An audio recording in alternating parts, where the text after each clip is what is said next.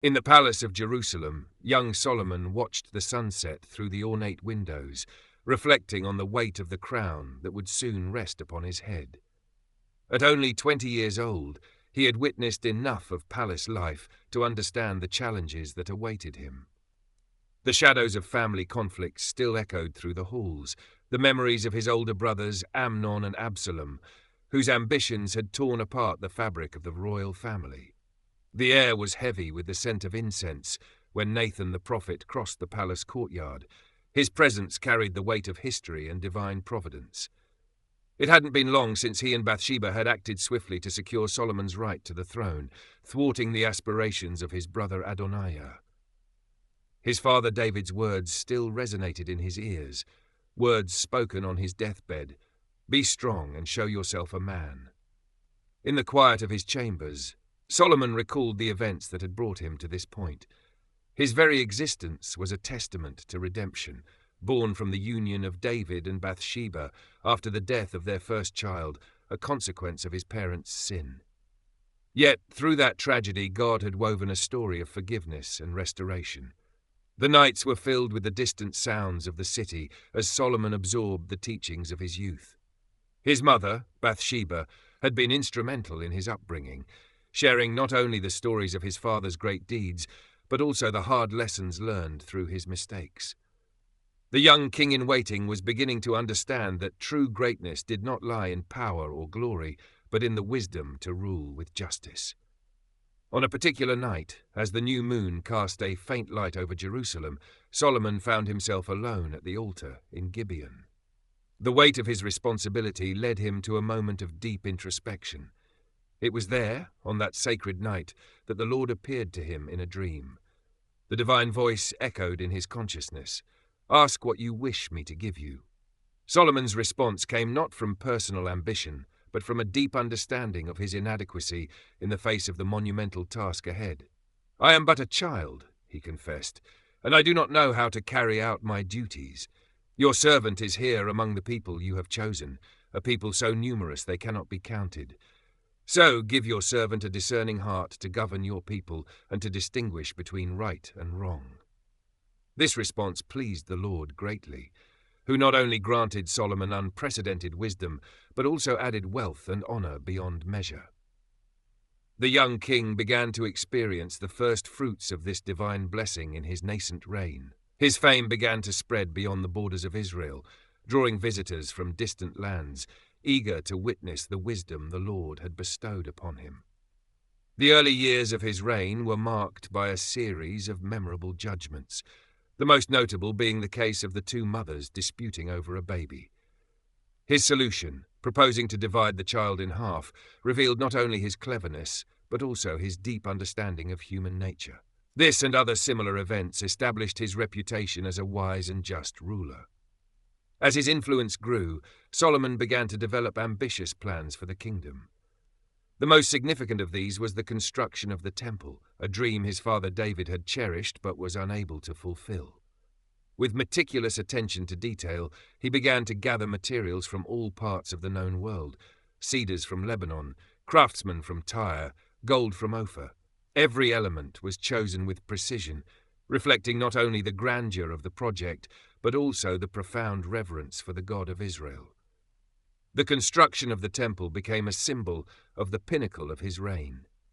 The sacred silence that permeated the construction site, where no sound of hammer or chisel was heard, created an atmosphere of reverence and dedication. The walls were raised with stones already cut at the quarry, and the entire structure began to take shape as a silent prayer materialized in stone and gold.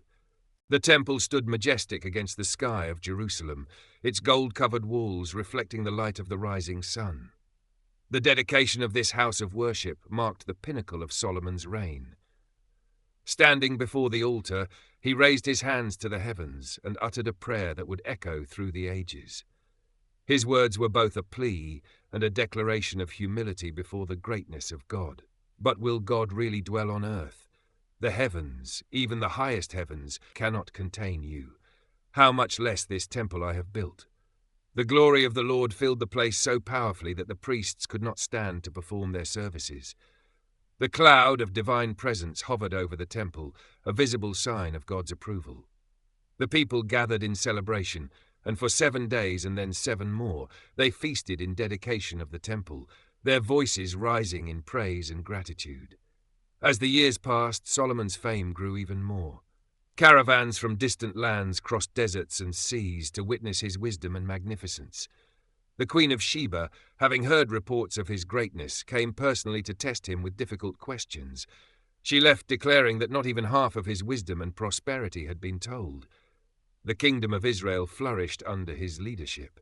Cities thrived, trade blossomed, and peace reigned on all borders. Solomon's proverbs were passed from mouth to mouth there, his wisdom distilled into words that pierced deeply into the hearts of those who heard them. He spoke about trees, from the cedar of Lebanon to the hyssop that grows on walls. He discoursed on animals, birds, reptiles, and fish.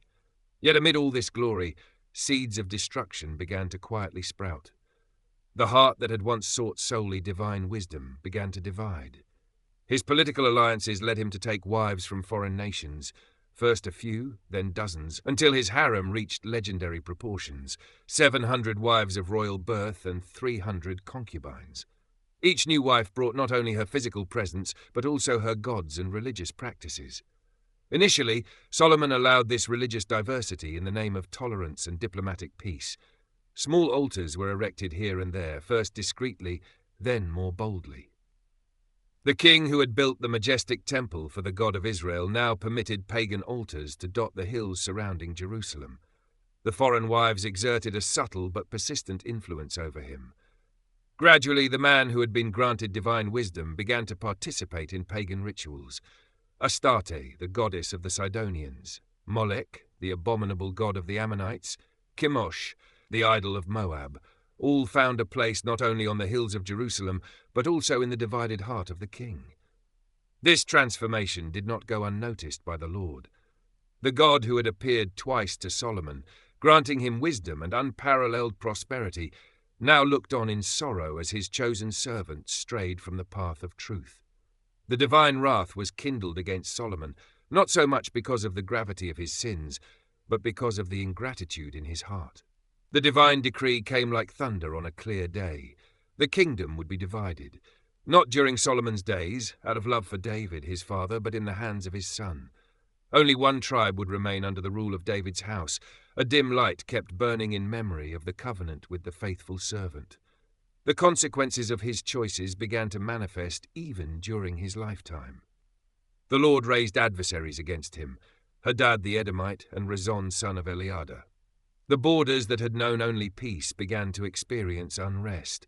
The harmony of the kingdom began to unravel like a delicate fabric exposed too long to the sun. In his later years, Solomon often found himself alone in his royal chambers, contemplating the vast kingdom he had built and the vanity of all his accomplishments. The palace, once filled with the voices of sages and visitors from distant lands, now echoed with a disturbing emptiness. The gold-adorned walls and luxurious tapestries could no longer mask the void that had settled in his soul. In moments of clarity, he began to record his reflections, words that would later be compiled in the book of Ecclesiastes. "Vanity of vanities," he wrote, his wrinkled hands moving across the parchment, "all is vanity." Each word was like a deep sigh, bearing the weight of a life lived on the extremes of human experience. He recalled his various endeavors, the lush gardens he had planted, the magnificent palaces he had built, the water reservoirs he had designed to irrigate growing forests. He had accumulated wealth beyond imagination, gathered musicians and artists to his court, and indulged in all the pleasures life had to offer. Yet, when examining all of it in the twilight of his life, he found only emptiness. The knowledge that had once made him famous now seemed to burden him. For with much wisdom comes much sorrow, he reflected, realizing that his deep understanding of the world had only heightened his awareness of the futility of seeking fulfillment apart from God. His proverbs, which had flowed so freely in his youthful years, now carried a bitter wisdom, tempered by the experience of a life of excess and its consequences. During his sleepless nights, he often went to the temple, the very building he had constructed with such zeal in his early years. There, under the flickering light of the lamps, he would contemplate the Ark of the Covenant and recall the glory that once filled the place. How had he allowed his heart to stray so far?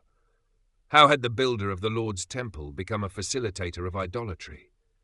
The weight of his decisions manifested not only in his conscience, but also in the political reality of the kingdom.